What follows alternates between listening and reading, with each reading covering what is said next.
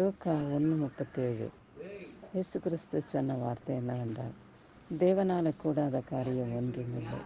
ஆமாம், நம்முடைய தேவனாலே கூடாத காரியம் ஒன்றுமில்லை. அவர் எல்லாவற்றையும் செய்ய வல்லவராய் இருக்கிறார். அவருடைய மகிமைக்கு வல்லமைக்கு தடை செய்வது யார்? அதை நினைத்து நாம் வாழ்க்கையிலே, நம்முடைய ஜீவியத்திலே அவருக்கு பிரியமானபடி, அவருக்கு சித்தமானபடி வாழும் வாழ்க்கையை கர்த்தர் நினைவு கூர்ந்து நம்முடைய வாழ்க்கையிலே அவர் செய்யக்கூடிய பல ஆசீர்வாதங்களை அவர் செய்ய வல்லவராய் இருக்கிறார் என்ற விசுவாசத்தோடு நம்பிக்கையோடு இந்த நாளை கடந்து வருவோம்.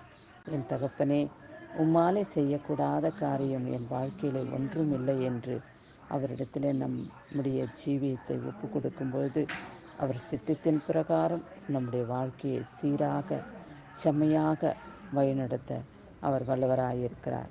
கிறிஸ்துவுக்கே மகிமை உண்டாகட்டும்.